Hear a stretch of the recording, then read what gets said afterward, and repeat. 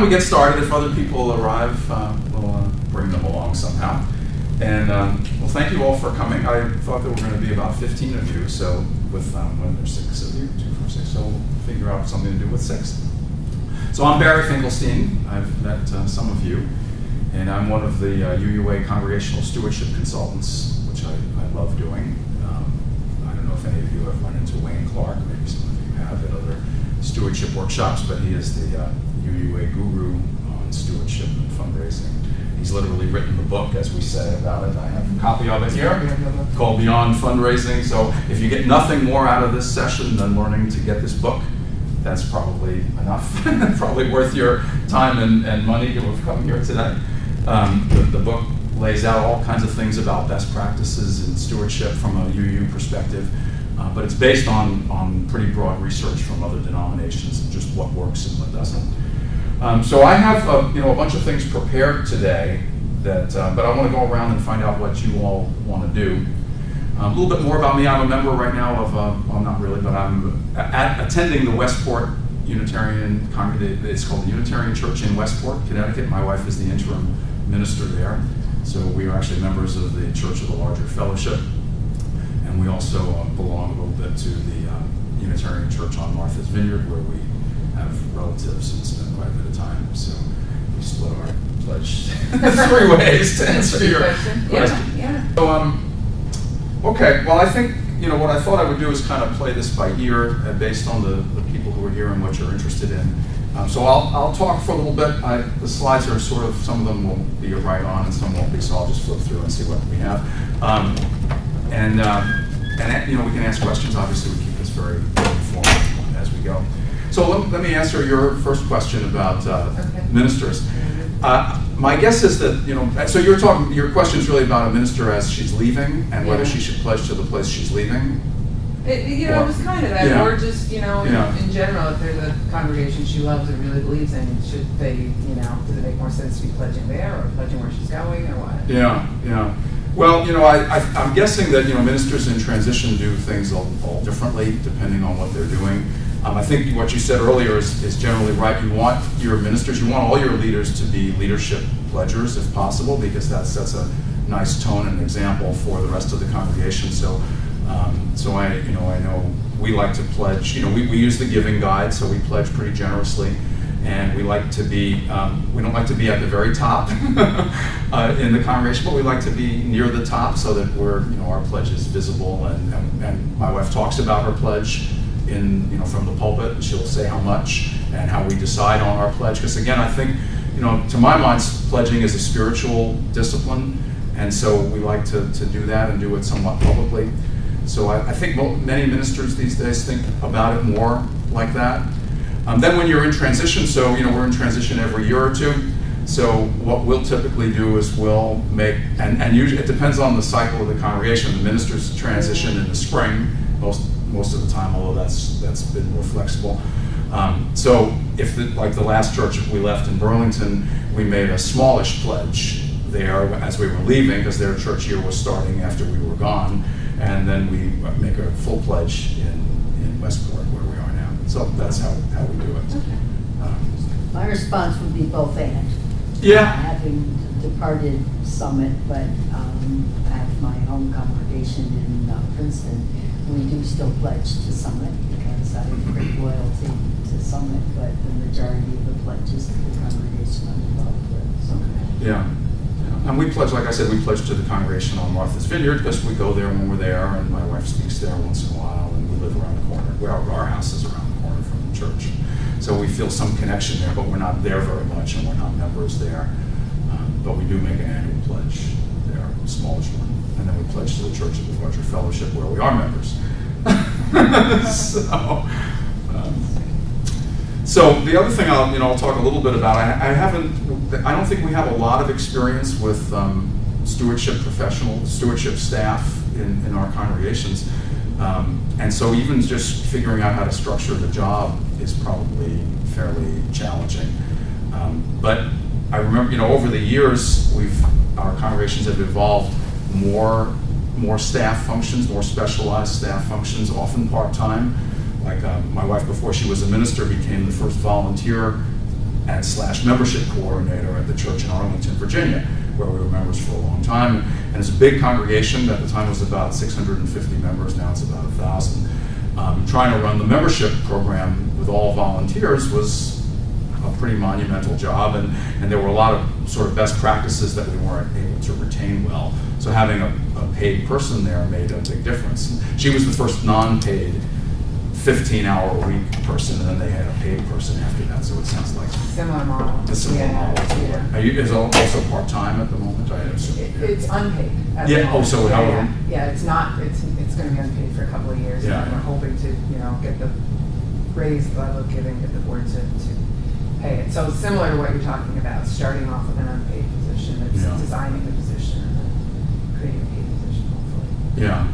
I think it has to make a huge difference. I mean, I do a lot of other work with other nonprofits, and the ones that are successful in fundraising have a professional staff person who's really devoted to it and learns about it and becomes expert at it, and then empowers the volunteers and leverages the expertise that way. So I think it's got to be a good thing. Yeah, keep just as a hearsay. Yeah. But I was told by someone who had spoken with Forest Church about this issue, and supposedly Forest Church said that hiring somebody on staff to be the person who was watching all aspects of development and so on was the best staffing decision he'd ever made. Yeah. Yeah, the other thing I hear is about volunteer coordinators, or membership coordinators, that's a very good leveraged investment too, because if you can bring more people in and get them more engaged and involved, then the program is richer and people are more generous and all that. So I hear that too, that's a very leveraged position. That and section leaders in the choir.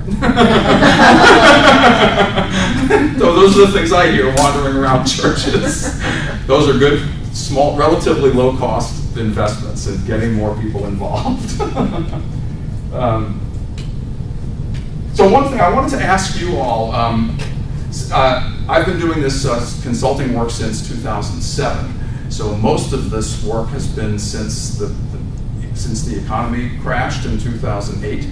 So what I've seen is congregations facing a lot of the challenges that Raphael mentioned.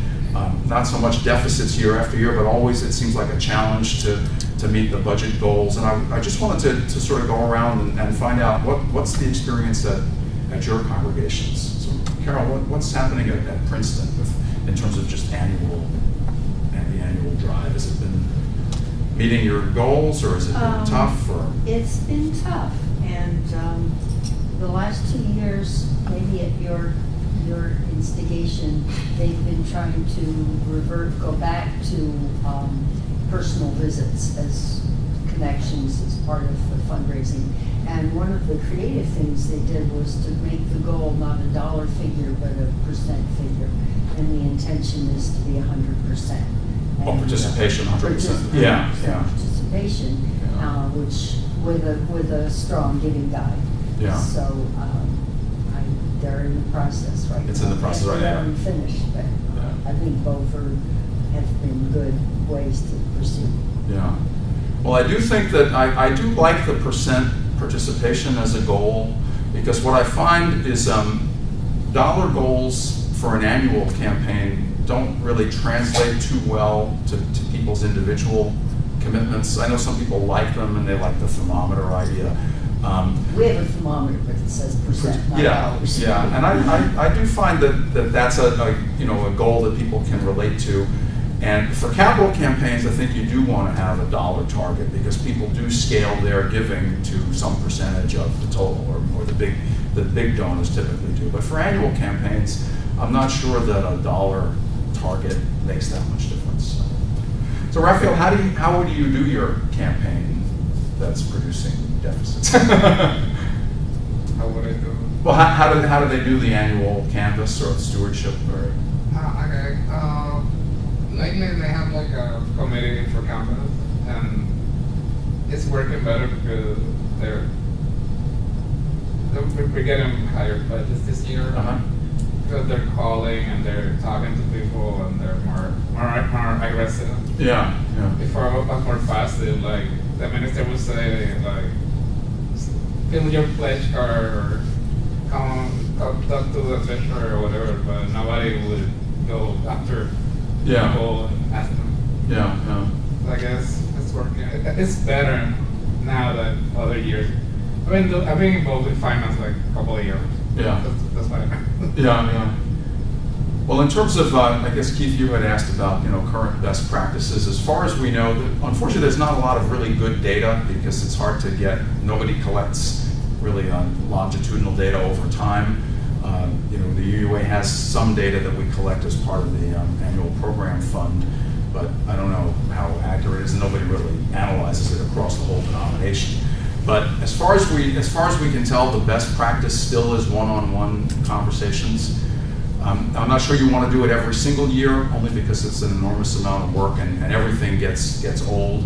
So I know, when I first started working with Wayne, his recommendation typically is to do one-on-one visits 2 or 3 out of every 5 years, and one of the other things the other year. So I like small group gatherings tend to be pretty good. Sometimes they're called cottage meetings, often in people's homes over dinner or wine and cheese. And if you get 10 or 12 people in a room, you can generate a really good conversation about what's happening in the congregation and get people excited about it.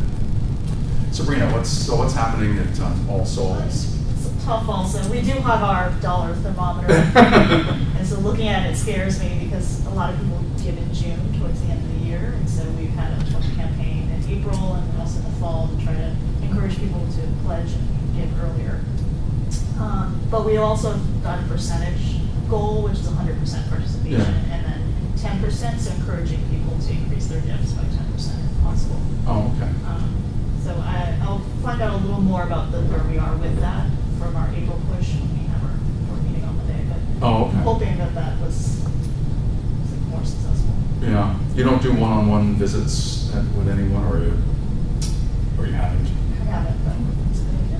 Yeah. Well, it's definitely a logistical challenge to organize it all. But I find that, I'll talk a little bit more about the visits in a minute or so, but I think it's definitely the best practice.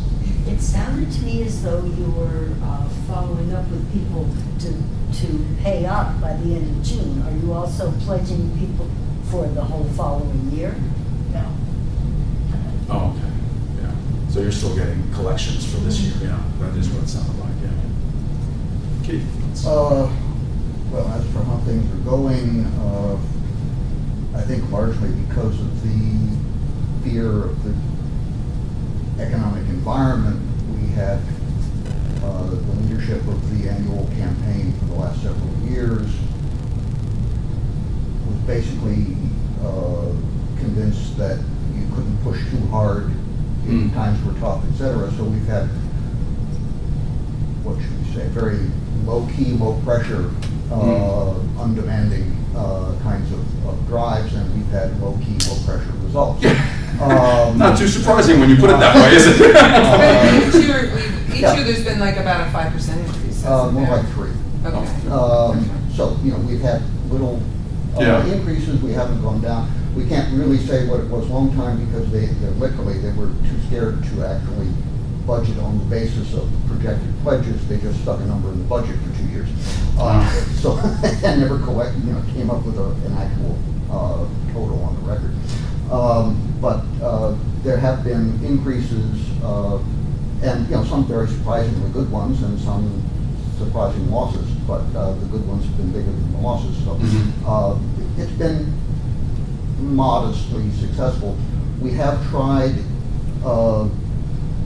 not so much the doing face-to-face every few years, but rather there was a goal stated for several years of do face-to-face or one-on-one, even if it's not face-to-face, with a third of the congregation each year. And it's been impossible to carry through that. Yeah. The people who say we'll do that are not the ones who are doing it 2 years later. They're not organized. The group of people isn't committed for a 3-year cycle, et cetera. Yeah. And furthermore, who do you do in the first year? Yeah. Well, you go for the big donors. So who do you want to go do you want to spend your entire one-on-one effort 2 years later just on the smallest donors? Yeah. It's been a situation where we haven't been able to follow through on that. Yeah, yeah. Well, and typically, as you might imagine, it gets harder and harder to reach people who are, the smaller donors often tend to be the least connected. I mean, it's a combination of people who are sometimes of limited means, but just as often it's large numbers of people who are only peripherally connected and they're hard to reach. So if you base a whole campaign on those people, that's very challenging. And can be very discouraging. So, the 1/3 a year is probably a nice way to go, but if you mix it in a little differently. Yeah, the problem was that each time that we set that goal, we started with The easy just go ones. for the easy ones first. Yeah. And then never moved on to the others. Yeah. Jim? Well, we're a relatively small congregation, and our membership numbers have stayed within a pretty tight range for quite a number of years, which is a kind of problem. We struggle every year to make our budget. We usually come pretty close. And typically we have at least a couple of major donors who retire, move away, or just move because of their ownership of whatever the reason is. So we have this constant, we're running in place. Yeah. And in order to make our budget numbers, we have to have a fairly high per capita contribution, which is, it's probably 20% are giving a high percentage of the total budget. Yeah. And when we had our stewardship training session, we went around the room and said, what's your dream for the future, your vision? Yeah, yeah. My dream is that we grow enough so that we don't have to have this high per capita contribution in order to make our budget. Yeah, yeah. And we have a new minister, and we have a new building. Oh, you do? Oh, okay. Well, we're going to see that kind of growth in the next couple of years. Yeah, yeah. Karen, anything to add to? I think it'll be interesting to see what happens this year, and I don't know if you have, there certainly were a number of pledges.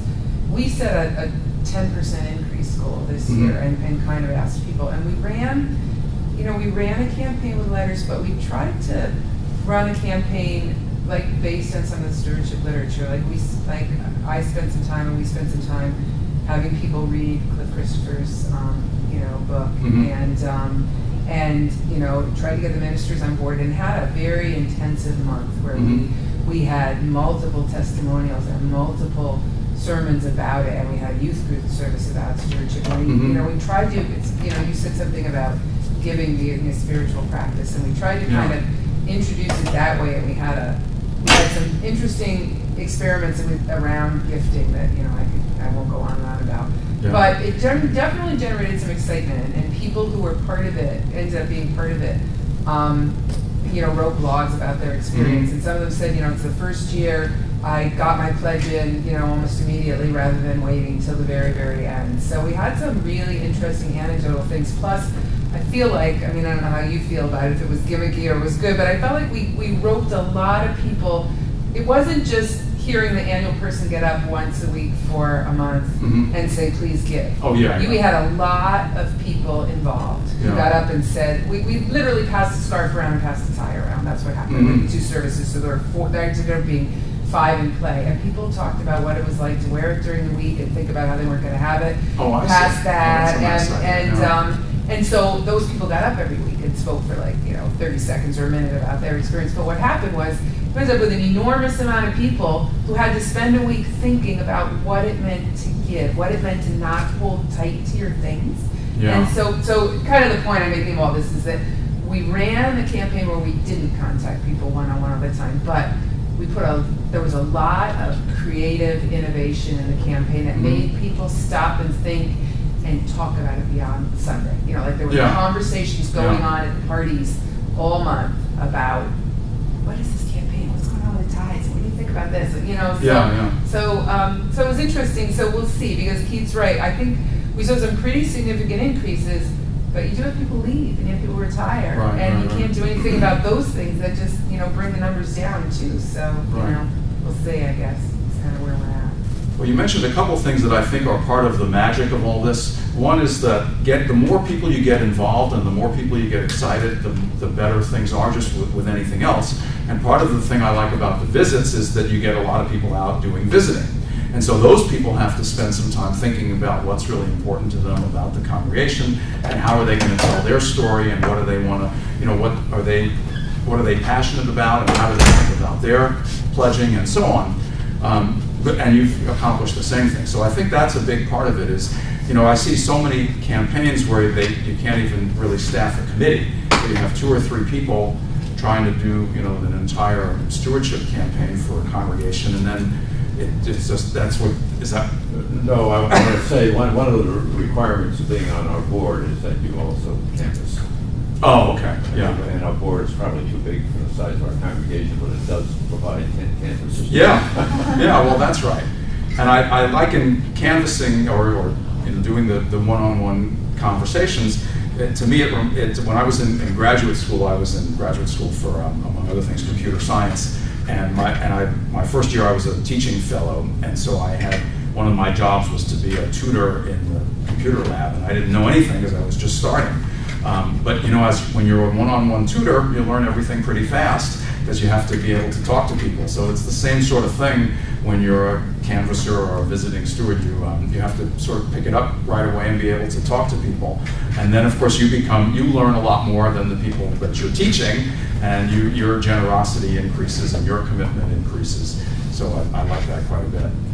Hi. Hi, Welcome. sorry, I'm late. Oh, that's all right. And you are? Athena Drews, I'm board secretary for the district, but also vice president of the UU congregation at Rock Tavern, which is north of the city in Orange County, New York, near Newburgh. Oh, okay. The congregation that burned down in 2006. Oh, yeah.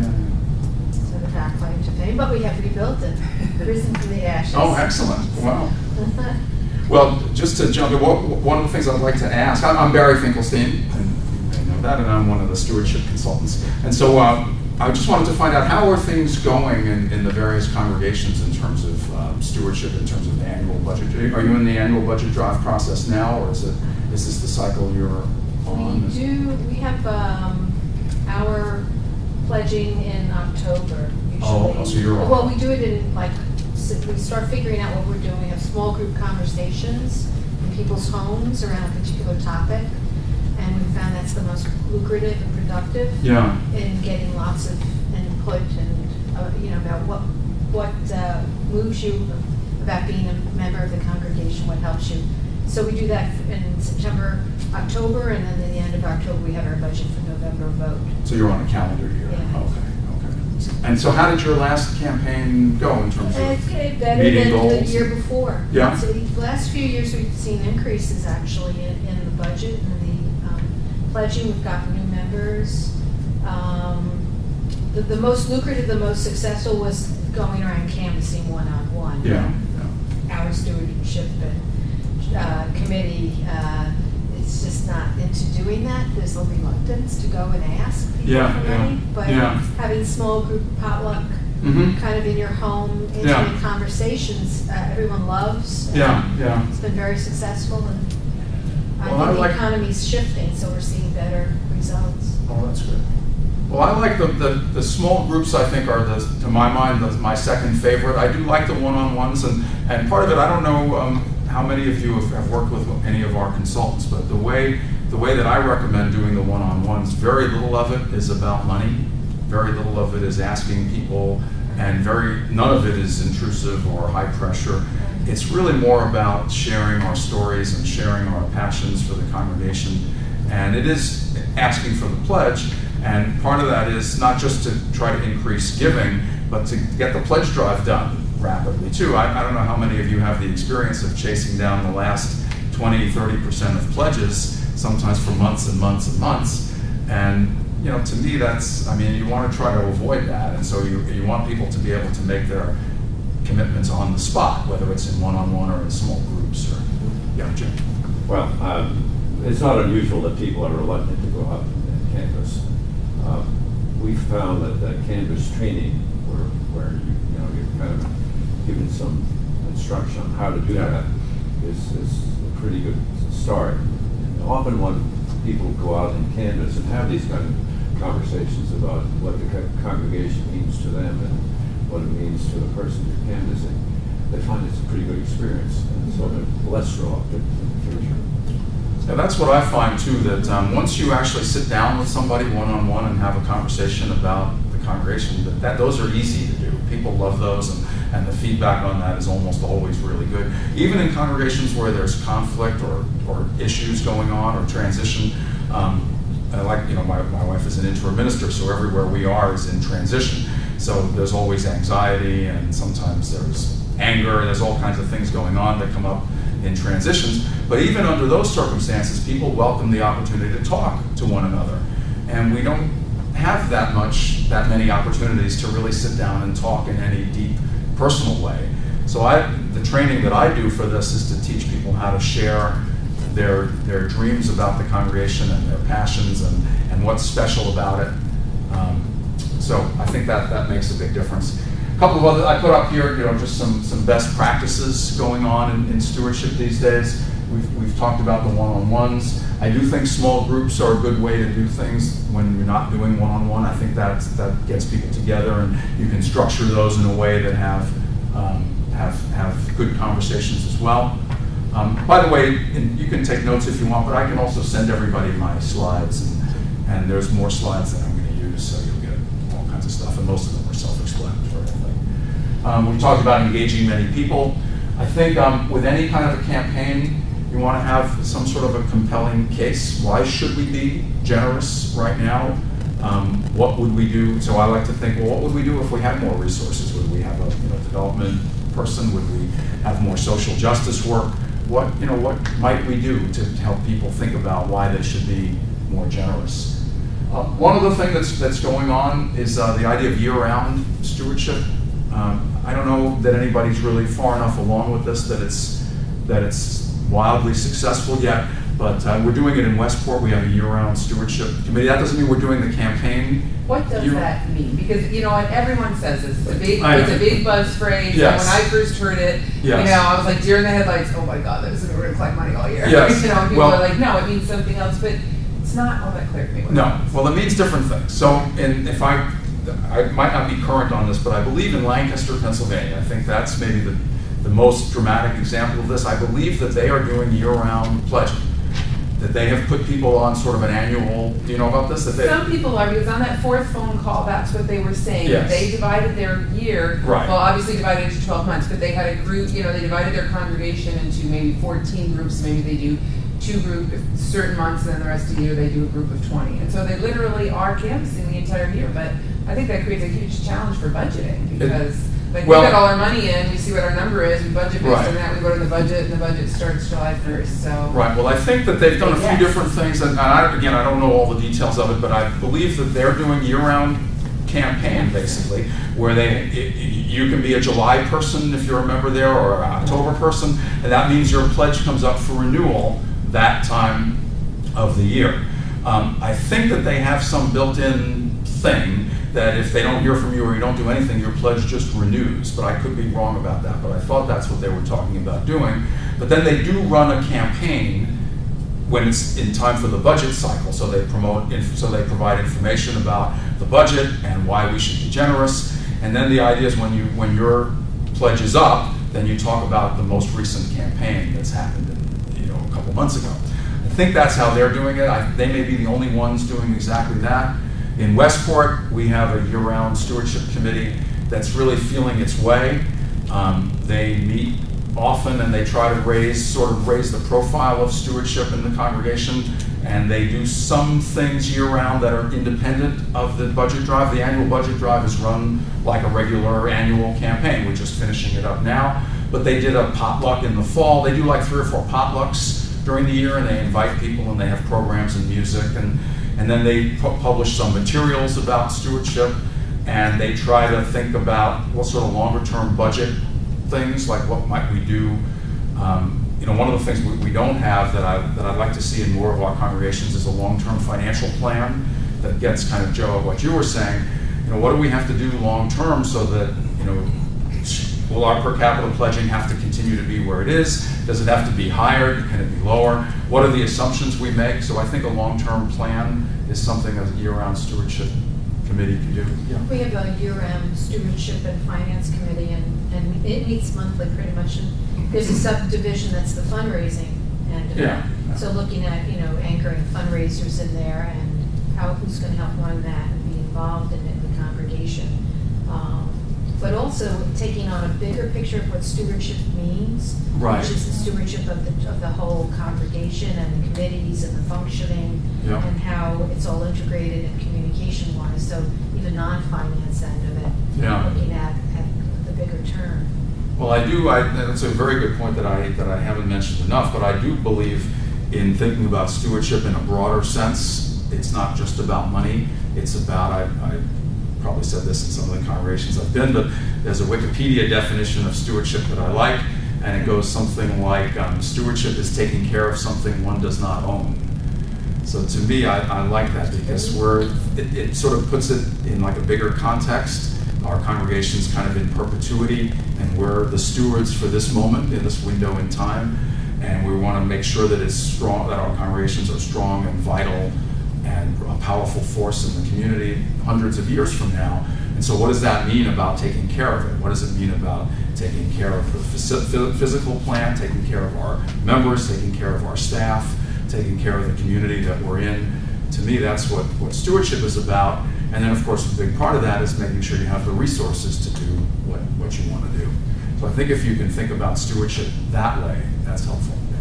And when a congregation is doing a year-round stewardship program, and they have a stewardship committee, this may be my questionable asking anyway. Does that mean that all the fundraising efforts is done by this one small committee, or how does that work? Well, so what we have in Westport is it's not a small committee. They like big committees in Westport, which I'm not a big fan of. I like small. There's about 15 members of this committee, which I find very unwieldy. Okay, so 15 members, are they the only ones who are out there? No, so there's a separate task force that does the annual budget drive. It's somewhat of a subset, but not completely. So I helped out the annual budget drive team this year, but I'm not on the stewardship committee. I don't go to those meetings. So the annual budget drive was a 6-month task that trained the visiting stewards and put together brochures and materials and arranged the Sunday morning testimonials, and we had a music program to kind of as part of the kickoff. So that was this year-round stewardship committee didn't do any of that. There's other fundraisers in the congregation, and they're not part of they're sort of loosely affiliated with the year-round stewardship committee. So that's how we're doing it. So I think we've talked a little bit about this. Talking more about that. Let's see. Maybe I won't talk too much about this either. I will say a couple things about giving and generosity in general. People give for a lot of different reasons. There's a lot of different motivators. If you think about yourself, why do you give to different causes? Why do you the United States is if not unique, very unusual in the amount of philanthropy that we have. Most of the rest of the world, things that we think of as charities are funded by the government. They're funded publicly. I do a lot of work for international nonprofits, and there's really no fundraising that goes on, in most of the rest of the world. Fundraising is a United States, maybe a Canadian thing as well. So why do we give? Why do we? So this is just a few things that I find in my wanderings among Unitarian Universalist churches. And it's useful to know this, because when you're talking to people, it's useful to think about your own motivations and about their motivations and be able to have conversations. And I think that over the years, our congregations have gotten a little better about talking about money and talking about resources and talking about giving. You all know this probably, but historically, UUs are way up near the top of the income scale and way down near the bottom of the giving scale, and there's a lot of reasons for that, but I think one of them is that we don't talk to each other very much, and we're not very clear about what's expected. We don't talk to our new members very much, but I think that just like stewardship, if we think about giving and generosity, I know when I give things away to a cause that I believe in, I feel really good about that. I feel better about that than about many of the other things that happen in my life.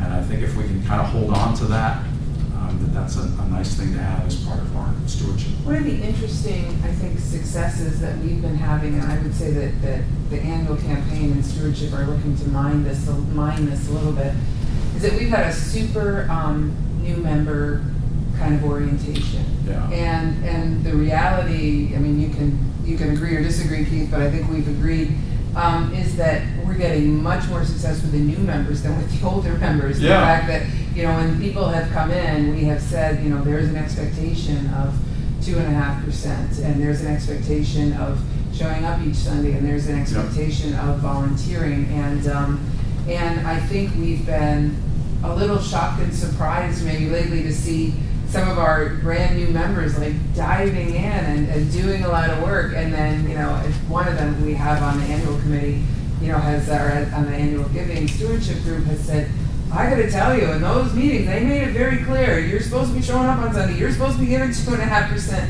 But, they liked the congregation and they were willing to buy into those expectations. And so, I think it's a lesson to take to heart that, if you set low expectations for new people coming in, it's You'll exactly. they'll You'll achieve match them, and Yeah. you won't be going anywhere. It's you want to start high and then let it, but then it's it's worth kind of hearing about. We want to talk to them more about what they're doing that's successful to try to translate it into stuff with the older members. Yeah, well, I do think that conversation with people is very important. I think responsibilities of membership, we tend not to do that too well. I mean, we're doing better. And you'll notice at the bottom here, one of the things I have is, why do people give? It's because someone asks, and we don't do enough asking. We're reluctant to ask one another. And, the way I see this, it kind of surprises me a little, maybe because I live this, but we're not selling each other something. We're not selling garage door openers that nobody wants or whatever it is. We're in this together as a cooperative venture. And we need to talk to each other about what it takes to run this, and also what's equitable participation.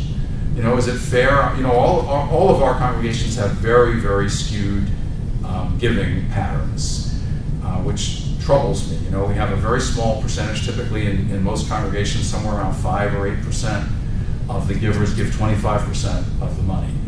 10 to 12% give 50% of the money, or 15% together give half the money. To me, that's not right. And some of it is means, some of it is affordability, but most of it's not. Most of it is what we choose to give.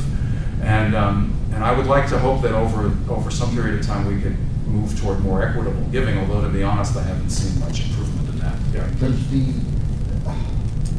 about 15 years ago, I heard somebody say that, according to the latest research, it was somebody from the UUA, that this was, such and such was the income distribution for a typical, for UUs as a whole nationally, or for a made-up hypothetical congregation. I can't, but anyway, they had some data on the basis of which they had a sense of, here's how income is generally distributed amongst UUs, and it's, we're above the national average by a considerable margin, but we have this kind of thing. There's more at this end and fewer at that end, and so forth.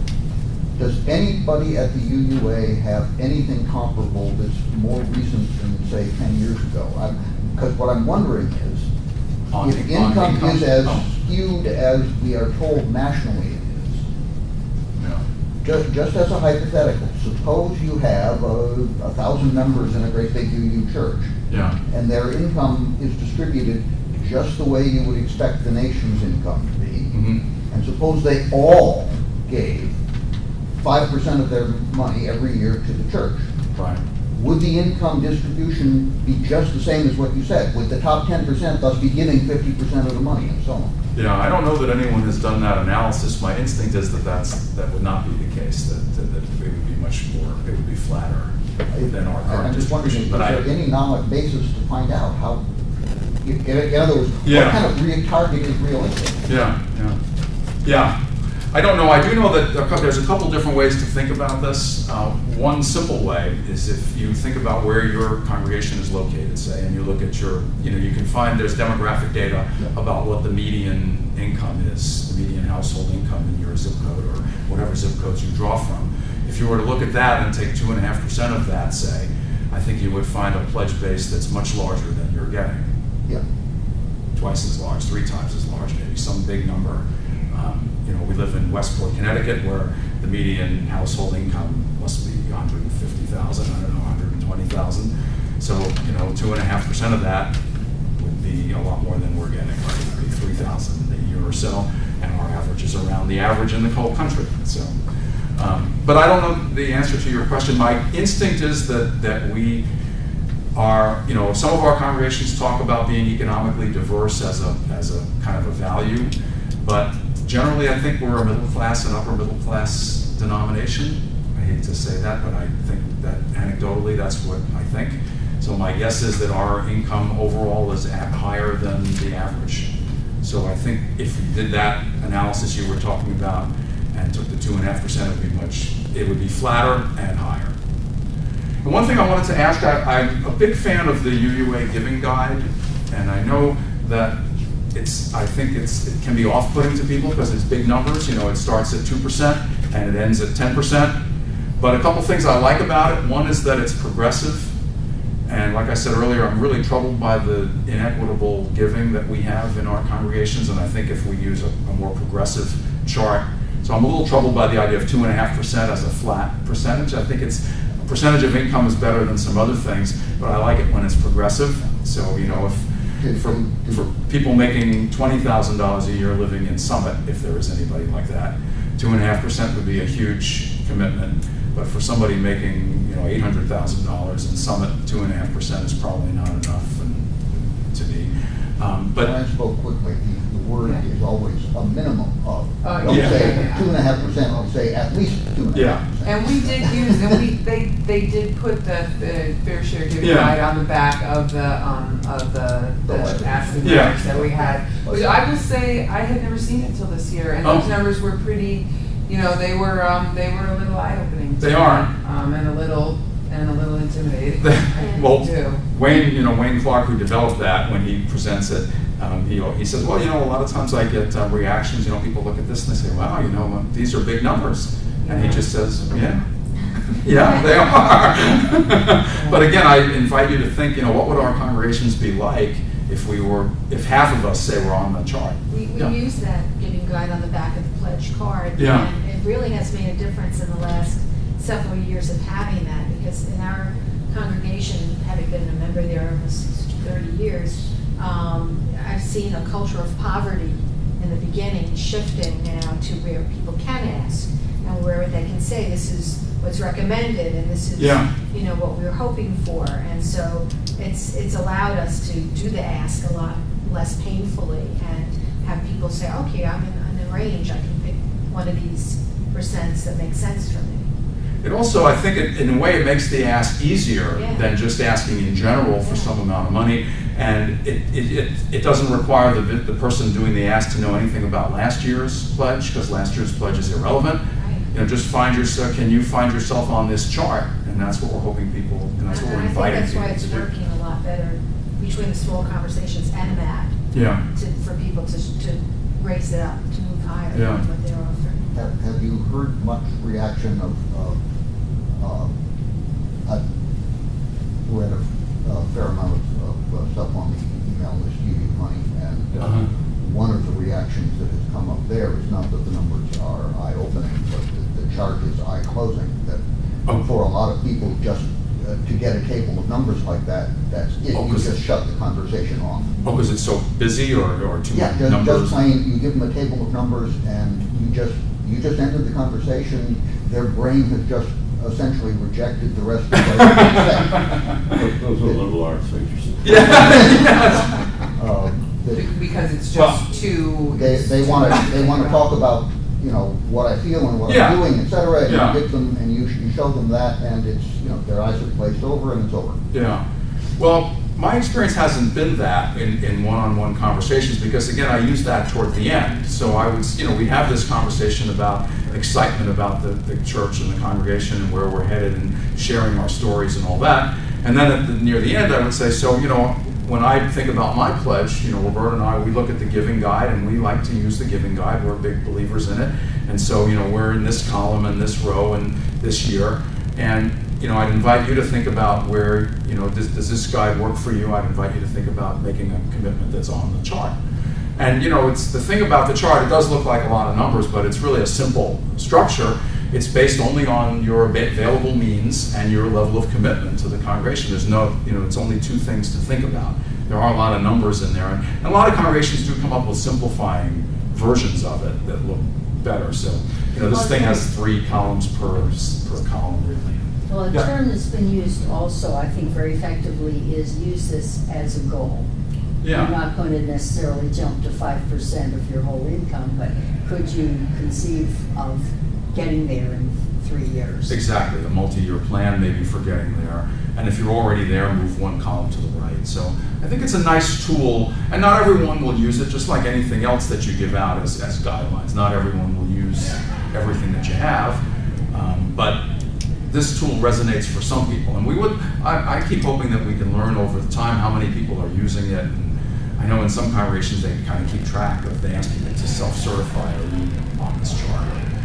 So it'd be nice to sort of collect that data somehow. But unfortunately, there's no real resources at the UUA to collect any data and keep track of it. So it's sort of a difficult question, and I was talking to people about this a little bit about just giving and percentages, and so I would say you use about 10 years, and sort of our awareness of these fair share giving guides and these levels has been sort of increasing as time has gone on.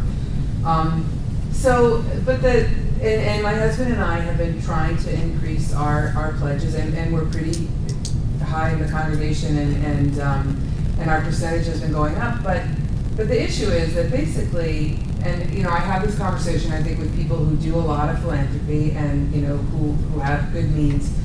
Our giving, like every year, is at the same level. I don't mean to the church. I mean just in the same overall. We give about 10% of our income away to a number of charities that we've been giving to for the whole 28, 30 years we've been together. So now we're part of this organization and we're committed and we like it. But when we are asked to move from 2%, 2.5% to 5%, then that means something else has to go off the plate. It doesn't mean we're not. He's a tax accountant. We're not giving more than we're The 10% is your, or the government's gonna give us as a deduction kind of thing. So that's our ceiling, and it's it's always going to be so. And we have. I would say that we made a decision at one point to simplify and get rid of a lot of small stuff and raise our level here. But this is a conversation, I think. So it's the other thing that goes on is everybody raised their hands. You have a lot of people new, converts, new to the denomination. So they didn't grow up in it, and they didn't grow up hearing this. And they didn't grow up with that automatically has come out of their pocket since the moment they were married. This is a newer thing for us. So I don't know about that, but I guess I'm asking you to talk about some of the difficulties with this are people, I think, being new and having already done other things and having to choose. And, I don't know. I mean, maybe not everybody's at that point anyway, so it's an issue. But I don't know. Yeah. In that point, I've been getting that a lot lately. Like, people are not convinced that their money is not gonna be used right. Like, I'm not sure if I give you the pledge and it's gonna be used properly. They're not convinced like giving is a good idea. Well, that's and that's a problem. Well, that is a different issue, but I think I don't want to talk too much about it because we could talk forever about it. But I mean that's a conversation that people have to have. Is where does this giving fit? I always say to people that giving to your congregation is different. I feel like giving to the congregation is different than giving to anything else because I'm not one of many donors. I'm one of a very few that is really running the place. So we're the only ones. There's no, most of the other organizations you're giving to have outside sources of income they can go to. We don't. We're in. Many people don't know that. And, one of the things that I talk about when I go to congregations is don't take for granted that people understand how the budget works or how finances work. Most people in the pews, especially in a larger congregation, have no idea that we're completely self-funding, that we're self-governing maybe even, and that the board is responsible for for fiscal management and fiduciary controls and all. So I like to think of our church giving as different, but everybody, everything's a guide. So yeah, Sabrina. We had speaker on generosity, Mark York. Who Yeah, wrote the he's one of my co-consultants. Yeah, and so he gave a model that I thought was useful, which is 50-30-20. So you would have one particular cause that you're very actively involved in, such as your congregation. That would be 50% of whatever you budgeted for your philanthropy for the year. 30% would be other charities that you don't have a personal stake in, but that you're interested in, like NPR or something. Yeah. Right? And then 20 would be just leftover for kind of things that might come up, Impulse. like your niece is running Yeah, exactly. fundraising We have for lots this, of- or there's a natural disaster and you want to give money to the Red Cross. Text $10 to the Red. Right, so that's Yeah. could be a useful way of looking That's at an it. interesting. And that's Like, an- It'll yeah. be interesting for us to sit down and because willy-nilly, I would say, it has risen to 10%, and there it is, but I don't Yeah. know that we sit down, maybe my husband does, but looks at sort of the whole percentage of what percent we're giving to But each if you organization. know that That's an you have interesting- X amount that you're Yeah, Yeah. that's an interesting, I thought that was it's useful to have those a, guidelines. it's an Yeah, intentional yeah. way of looking Yeah. at it. Well, that's to right. Say, And I let's think- divide it up and Right. think about what's really important and what's, I don't want to cut this off, but I want to talk for a few minutes about capital campaigns, because at least 3 or 4 of you wanted to know something about that, and there's about 15 minutes left. And then we can come back to this if there's time, or I can stay after or talk over lunch, whatever. Because I got one really important Okay. question. But I'll save it. Okay, so let me talk about capital campaigns for just a few minutes, because people tend to know even less about that, because it doesn't happen very often. So I'll start out by saying I love capital campaigns. I think they're just an incredibly wonderful thing. I find when they're done right, they really build community, and it's a whole, there's a whole lot to it in terms of people coming together to make decisions about what's important for the future, and kind of legacy. It's leaving a legacy for future generations. I just love the whole idea about it. I find it's much easier to talk to people about capital campaigns and making a commitment and making even a very specific ask. It's much, usually you recommend for a capital campaign that you do an analysis of the congregation and the potential giving, and you actually make a specific ask of each person is usually what's recommended. And even though that seems a little pushy, it's easier to do that with a capital campaign. And there's I'll talk about this in a second, but there's, to raise a given amount of money, there's sort of a chart or a general rule of thumb of how the gifts have to come in order for that to happen. But as I say here, I love capital campaigns. I love talking about them. I love participating in them. I find wherever I go, people get excited about them. It's easier to talk about that than about annual giving. It's one time. It's future oriented. People like all that. So a couple of prerequisites, I would say, for a capital campaign that I put up here. At least among the most important is solid finances. Having balanced budgets. To get at Raphael's point, you really want people to trust the leadership, trust that you're good stewards of the money, that you spend the money the way it's budgeted, and that everything is pretty transparent. So solid finances is really important. Commitment through, a lot of this is, I think, fairly self-explanatory. By stewardship infrastructure, what I mean there is having some experience with doing very successful annual campaigns, with doing one-on-one conversations. We talked about a lot of different methods for doing annual campaigns.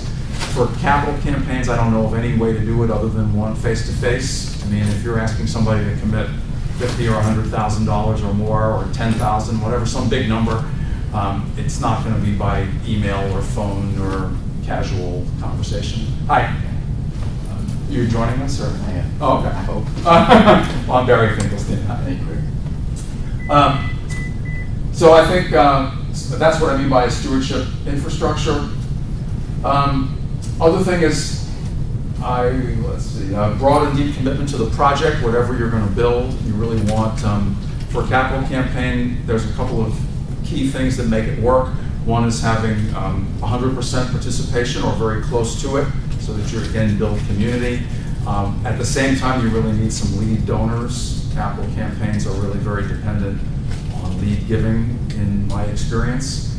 So just to give you a little bit of some numbers, if you say want to have a capital campaign that raises $1 million, the rule of thumb is that you need a 10% lead giver. So you need somebody who's going to give $100,000 to make the campaign work.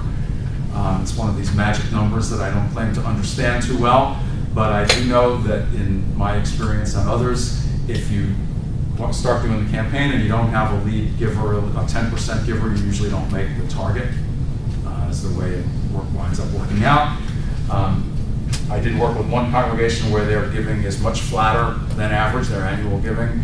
And when I went in and did a financial feasibility study, which is one of the key steps that I'll talk about in a second, it didn't look like they had a 10% giver, but we didn't worry so much about it because their overall giving was so level, but they didn't make the goal they got closer than I might have thought, but they didn't make the goal. So you really do need a big lead donor and maybe some others.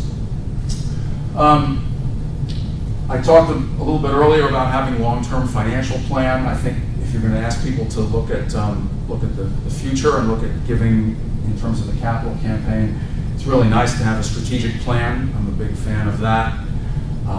And a common vision. One of the things I find is that when congregations start talking about buildings, they don't really know that everybody has their own ideas of what we're going to build and what we might have once we're done building it. But I think what's important is to get a common sense in people's minds, or as close to common as possible, of what will we be like if we're wildly successful with this campaign? What will we have built, and what will our congregation be like? How will it further our mission? Talk a little bit more about this in a second. Some questions that you want to be thinking about. You can read these. In terms of steps for doing it, most congregations these days do what we call a combined campaign. So you do your capital campaign at the same time that you do your annual campaign. Used to be we recommended that you do it in the off cycle, so if you do an annual campaign in the spring, you would do a capital campaign in the fall. And the rationale for that is that people won't remember that they gave to the annual campaign and that they're likely to have to give to an annual campaign 6 months down the road, and so they'll give more to the capital campaign. But we've learned that people have pretty good memories. And so it's you really don't gain anything by doing that, and it's a lot of work. And you wind up doing 3 campaigns in a 12-month period, right? 2 annuals and a capital in the middle. So almost nobody does that anymore. People do a combined annual capital campaign based almost 100% on one-on-one visits with people. And for a capital campaign, you really want to have a very compelling case. So you really want to explain what the building project is and why we're doing it and how it's going to further our mission, and have quite a bit of time for community engagement with that. Usually you're working with an architect and there's building models. There's a whole long process for engaging the congregation and making decisions. And some of it gets to be quite interesting because if you think about trying to plan a building project with 100 or 500 or 1,000 of your closest friends, and figuring out how to make decisions. Trust becomes a big part of it because usually you have a building committee that's designing or helping figure out much of the work. So figuring out a discernment process for how you're all going to come together and make decisions, that's a pretty big deal. Getting organized. Usually the congregations will form a building team of some kind, building planning team. That's the team that works with an architect and figures out what you're going to do. At the same time, you start thinking about the money side of it, so the two things are done in parallel. There's a little bit of chicken and egg here because you need to figure out what's the likely size you're able to build of something, or the likely amount of money that you have to build with. But you can't really figure out how much money you have until you have a project. I've worked with some congregations where they ask me, can you figure out how much money we could raise for a project in the abstract? We don't know what we want to build, but we know we have to do something. So can you come in and help us figure out how much we can raise? There's some very broad rules of thumb that you can use for that, but you really can't get people to commit to giving until they have a specific project in mind. So there's back and forth. You define the project, you define how much you might raise, and then you rescale the project a little bit until you get down. You've been through this recently. From the grassroots up, Yeah. from the capital campaign, Yeah. getting the architect, the building it, building committee, but you have to do a grassroots effort. You have to do Yep. it bottom up. Yep. Definitely have to have everyone committed. Our slogan, after a while became the building chair and the capital campaign chair at different points. And it basically was saying, this is your church. Yeah. What do you want in your home? This is your home. Yeah. What are you willing to commit to this? And how much are you willing to put into it financially and work-wise in this? Even though we had a committee doing this, we only had about 65, 70 members. Yeah. And we raised, it became a $1.1 million building. Very nice. And we raised 190,000 capital campaign Yeah. on Yeah. that, and 300,000 mortgage from Yeah. UUA, but insurance paid the rest. So it Oh, has to yeah. be that commitment of, this is your home, and any decision, you're a part of it. Yes. Yes, I think that's right. Jim?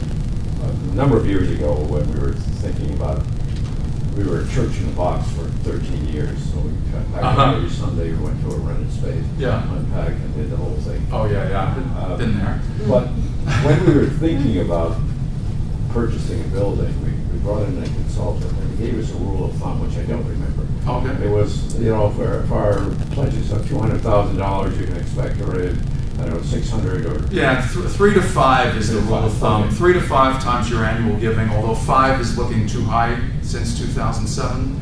So now we talk about 3 to 4 or 4.5.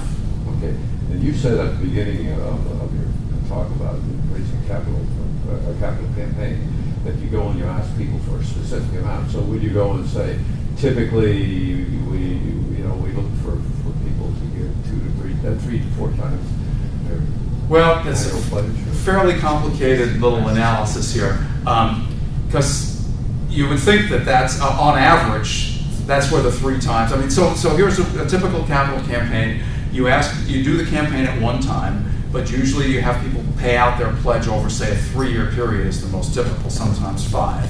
So the 3 to 5 comes, you say to people, well, are you able to double your pledge for the 3 years of this capital campaign? So if you're giving $1,000 to the annual campaign, can you give another $1,000 to the capital for the 3 years? So that's where, to some degree, the 3 times annual comes in. But only some percentage of people give out of their income, and they can maybe double their pledge like that. Others give out of assets, and particularly the big givers typically give out of assets, and it usually has nothing to do with their annual giving. So usually there's several different techniques for analyzing the whole congregation population, basically, and figuring out who the potential donors are at all the various levels. Usually a consultant will draw for you a pyramid chart that's called an essential gifts chart.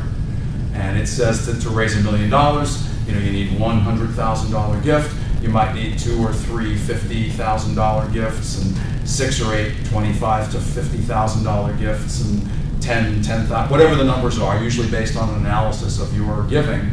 And then you try to match up those boxes with potential people. And there's several techniques. One of them I have on here is a financial feasibility study. That's one of the last things that you do before launching the campaign.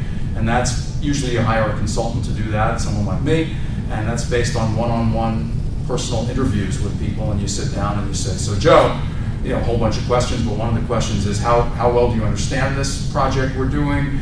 How supportive are you of it? And how much are you likely to commit to it? And you have a chart, and Joe tells me, well, I think my wife and I might give in the $20,000 to $50,000 range or something. And then you keep track of that, and figure out if you're likely to make the goal or not. So, and then when you actually do the campaign, normally what most congregations do is they think about ranges for people. And so you go sit down with Carol and Carl, and you would say, so, you have a whole conversation, and toward the end you'd say, so, Carol, we're hoping that you might be able to contribute, $50,000 to this campaign. Does that seem like something you're thinking about? And hopefully she says yes. And the thing that I've learned about that is that generally people are not offended by that, even if $50,000 is wildly out of the range of what Carol and Carl are likely to give. People are usually flattered that you think, number one, that they might be able to contribute that much, and that they are committed enough to the congregation that you would think of them as being one of the large donors. So normally that's how it's done. You ask people for a pretty specific amount. And there's several, like I said, there's several analytical techniques to try to identify who those people are. Also, if you're thinking about a capital campaign sometime in the future, it's good to be thinking in advance of who some of your lead donors might be and get them involved. So, they might be on the capital campaign committee, or they might be on the building committee, or they might be, if you have lead donors, they might be honorary chairs of the campaign. Or there's a lot of different techniques like that we've learned over the years from from universities mostly, I think. It's where you learn all this stuff, because they've been very good at raising huge amounts of capital from people who don't even get anything for it directly, not nearly as much as we get from our congregations. So did your capital campaign go something like this? Absolutely the same way. We went to one of the training workshops that, I forget his name, was it Wayne? Wayne, yeah. We had someone in the congregation, a husband, who set it up, structured it for us, and knew professionally how to do that. And we went on one-on-one asks, and it was a 3-year process, 3-year expectation, so we'd have the money at the end of the building period that we expected. Yeah. And as I said, we raised about $190,000 from that. From 60 of you or so? From 60 people. Yeah. And then probably less, because there were several members that couldn't afford to even pledge. Right. And very successful receiving rate. Because Yeah. that's the other Yeah. one. You don't want them to drop out or Right. leave or not Right. fulfill it. Right. And, Right. we had a child sliders. We got 30,000 from child sliders as a district. Yep. And, the insurance, fundraising, and, the UUA mortgage. So it all came together. But I think people were flattered the same way that they were asked for certain amounts. And, went up or down depending on what was reasonable. And we kept the books real. We had a separate treasurer just for that. Right. I recommend that, keeping not your congregation treasurer doing all of that. So we had a separate treasurer for the capital campaign. I recommend a treasurer even for the annual campaigns too, a separate, because while you're running the campaign, you want a lot of data, and you don't want to rely on the general. Letters and thank yous and reminders, and it's just a lot to keep on top of, but it was quite successful. Well, I'll say a couple things in my experience. We talked early on about how annual campaigns have been difficult, I think, for many of our congregations. It's been hard to make budgets, and that's what I've seen with the congregations I've been working with. But the capital campaigns I've been involved in have been very successful. So you might think that there really is some magic to the capital campaign. In fact, one of my congregations is having their first services in their new home tomorrow in Marietta, Georgia, just outside of Atlanta. I wish I could be there. And I did some work with a church in Albuquerque, and they built a brand new sanctuary right next to their older building, and they managed to, they had an interesting experience because they did a capital campaign right around 1999 or 2000 to build a big, they're a dramatically growing congregation. They were about 500 for many, many years, and then they just have exploded. They're about 850 now, I think, and they have branches. They're quite an exciting congregation. Yeah. And so about 15 years ago, they did a capital campaign to try to do office space and religious education classrooms and build a new wing, which they did wind up building. But the campaign was a little dissatisfying to them, and it turned out they didn't have lead donors, and so they didn't raise nearly as much money as they had hoped. And so when we did this campaign, we did a lot of work to talk about lead donors, and they wound up having a couple of $100,000 donors, and they wound up hitting their target year. It was still difficult at the end. Had to cap off the campaign with a Miracle Sunday where they raised quite a lot of money on the last day. But they wound up raising somewhere around $2 million or $2.1 million and built this building. The other thing I'll say is that I'm a big fan of having mortgage as part of a capital campaign. You know, I know a lot of congregations don't like the idea of having debt, but I like it for two. I don't like thinking about it in the beginning because you want people to give as much as possible, so you don't want there to be this big chunk that, oh, we can just borrow that. But I like debt for two reasons. One is toward the end, as you're thinking about building, you can build more if you borrow some, so that's one obvious reason. But then the second, maybe at least as important, is it keeps the idea of equity and ownership and capital investment in the forefront of people's minds in the future. So every time new members come, you can talk to them. You can say, you know, we just invested in this capital campaign and now we're paying off a mortgage and that's built into our annual budget. And so you're going to contribute to that too as part of your annual pledging. And I really like that, keeping that in people's minds. So I think that's a good thing. I know a lot of congregations, particularly those that we serve in New England, my wife does, debt is a kind of bad thing in people's minds. Can you speak at all about the feasibility study? Yes. Is that an essential part, and how might that go? Okay, so the feasibility study, I think almost any fundraising consultant would recommend that you do it for two reasons. One is it's the only time you'll get a sense, pretty good sense of how much money you can really raise. Everything else is just kind of rule of thumb estimates. But the way the feasibility study works is you sit down and have these one-on-one interviews with usually about 15 to 20% of the household, depending on the size of the congregation. In a larger congregation, it can be maybe 15%, but otherwise it's around 20%. And you get not firm commitments from people, but people tell you how much they're likely to give, and there's really no incentive to not be truthful. So you get a pretty good sense, and you can extrapolate pretty well from the 20% to the rest of the congregation. And then you can scale so the reason to do it is then you can scale the project to what you're really likely to raise, and then the campaign is likely to be successful. And it's very demoralizing to go out and do a campaign and think you can raise $2 million and wind up raising 1.2 or something. And if you didn't do the study, you wouldn't really know. So I know. Is there like a form? I'm assuming you said it's pretty easy to scale it up or extrapolate. Is there a formula that you would use? Let's say, because we got one comment basically. We bought a building and we're literally, you probably know, we're literally in the middle of doing it. And so if we did a financial feasibility study, and you're talking about who you expect to be, let's say, the top 15%. Well, it wouldn't be the top 15%. So your interview base is skewed to the high givers, but you want to have a somewhat of you want to talk to people at all. Oh, okay. So talk to 15% of your congregation, but all giving equals. Yeah, but it's skewed to the top. So if you think about quartiles, so I would normally interview the entire top quartile and maybe half the second quartile, and then the rest would be scattered. So you get some sense of where everybody is. I mean that you then do extrapolate from the 20%. It's not the most scientific.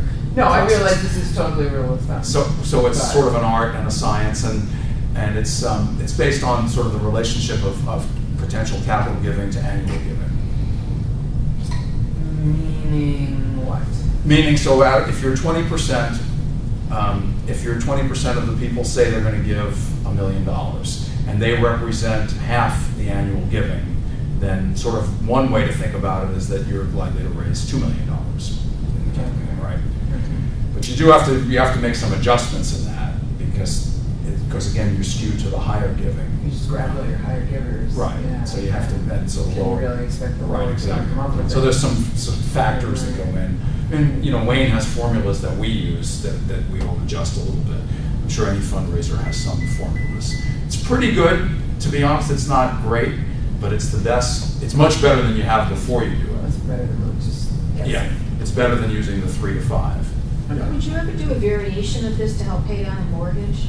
That just sort of came to me as maybe an incentive to raise more money outside of the pledging. Yeah, to do that? People do capital campaigns for all kinds of reasons. The most successful campaign is when you're building a brand new building, particularly a brand new sanctuary, because people are really pumped up about that. Building other things or renovations of existing spaces, those are a little less exciting, so you raise less. paying down a mortgage is least exciting, so you raise less. Sure. So I had an interesting, one of my earliest congregations when I started doing this work was a congregation that was selling an old building because it was too big for them, and it was a big albatross building in the inner city, and they wanted to move a little bit out, but they wound up buying a building, and we were going to do a capital campaign, and they were going to think about whether to renovate or buy or build, and then this building came on the market, and they just bought it. And they borrowed money from their endowment, and they just bought the building, and a few people contributed, and then they wanted to do a capital campaign to pay that back, and it was pretty hard to do. It was they did okay, but if they had done the capital campaign before buying the building, it would have been really exciting. But once they were in the building, it was pretty tough. There were like 10 after 1. Oh, is it? Okay, so we probably should. I'm happy to stay and answer Do you questions. want us to give you emails? If you give me emails, I'll send you the slides, please. Yeah, let me, yeah, if you want to start, you have paper, I should.